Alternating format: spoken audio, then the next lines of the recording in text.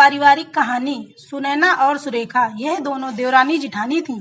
जेठानी सुनैना नौकरी भी करती थी और देवरानी सुरेखा यह घर संभालती थी। उनका परिवार बहुत बड़ा था। सास ससुर और उन दोनों के बच्चे कुल मिलाकर 10 लोग घर में रहते थे। और अब बहुत साल बाद उनकी बुआ सास अपने भाई के घर रहने आई थी। सुबह उठने के बाद बुआ सास ने देखा कि सुनैना फटाफट अपने काम कर रही थी। सुरेखा ने नाश्ता बनाया और वह नाश्ता सुनैना ने सबको परोसा। उसके बाद सुनैना ने अपना टिफिन पैक किया और वह काम पर निकल गई। सुरेखा ने वापस दोपहर का खाना तैयार किया और थोड़ा वक्त अपनी सास और बुआ सास के साथ बैठी रही। बुआ सास से रहा नहीं गया। उन्होंने सुरेखा से पूछा कि छोटी बहू, तुम्हारी जिठानी तुझ पर बहुत हुक्म चलाती है। सुबह से देख रही हूँ रसोई घर में अकेले ही काम करती हो और महारानी दिखावा करने के लिए नाश्ता परोस रही थी, जैसे कि उसी ने ही नाश्ता बनाया हो। यह सुनने के बाद सुरेखा ने बुआ सास की तरफ देखा और बोली, बुआ सास जी, ऐसा कुछ नहीं है। सुनैना दीदी बहुत अच्छी हैं। बुआ सास बोली, तुम बहुत भोली हो सुरेखा, मुझे सब समझ में आता है। मेरे बाल धूप से सफेद नहीं हुए हैं। सुरेखा से अब रहा नहीं गया। वह बोली, ऐसा नहीं है बुआ जी, आपको सुनैना दीदी ने सबको नाश्ता परोसा वह दिखा, पर आपको यह नहीं दिखा कि दीदी ने मुझे जबरदस्ती सबसे पहले नाश्ता करने दिया और चाय भी दी। वह रोज मुझे ऐसे सबसे पहले ही नाश्ता दे देती हैं, नहीं तो सबके लिए नाश्ता करते करते मैं खुद के लिए नाश्ता बनाना भूल जाऊंगी। दीदी मेरी कितनी चिंता करती हैं। दीदी सुबह जल्दी उठकर मंदिर साफ करती हैं, फूल सजाकर रखती हैं और मुझे उनके 1 घंटे बाद उठने के लिए कहती हैं। शाम को आते समय बाजार से सब्जी भी लेकर आती हैं, क्योंकि हमारे मिस्टर रात को देर से आते हैं। और मम्मी जी को सुनैना दीदी ने बाजार जाने से मना किया है, क्योंकि अब उनकी उम्र 60 साल से ज्यादा हो गई है। बाजार में जाते समय उनको तकलीफ होगी, उनके पैर बहुत दुखेंगे। कभी उनको बाहर घूमने का मन हुआ तो सुनैना दीदी छुट्टी लेकर उनको घुमाने ले जाती हैं। और हाँ बुआ जी, दीदी रोज शाम को आने के बाद वह कितनी भी थकी हूँ तब भी मुझे खाना बनाने में मदद करती हैं।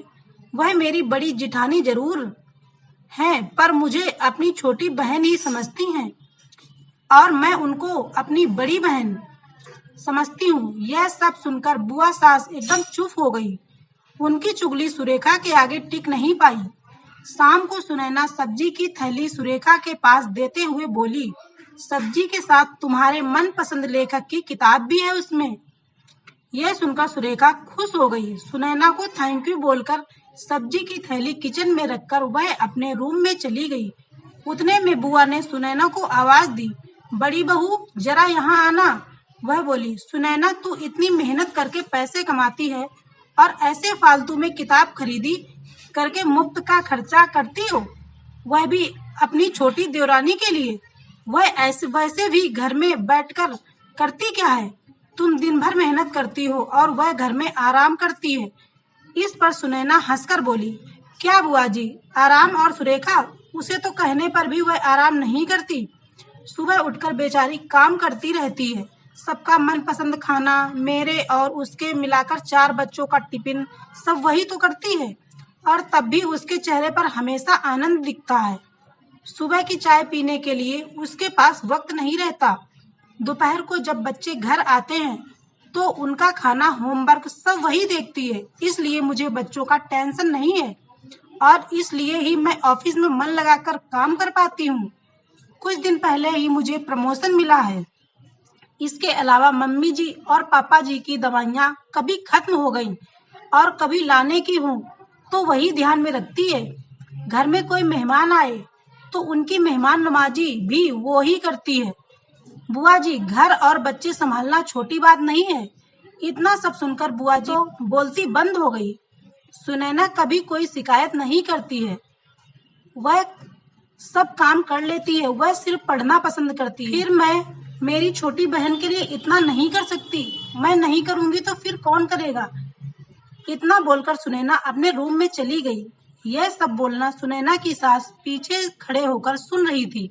वह बुआ के पास आई और बोली, जीजी, ये दोनों देवरानी जेठानी जरूर हैं, लेकिन उनका रिश्ता दो सगी बहनों से ज्यादा पक्का है। मेरे घर की मजबूत दीवारें हैं ये दोनों। पहले मैं भी एक बुरी सास थी, हमेशा इन दोनों में झगड़ा लगाने का प्रयास करती थी, पर ये दोनों के प्यार के आगे मैं भी हार गई। वैसे भी झगड़ा लगाकर नुकसान तो हमारे ही घर का होगा ना।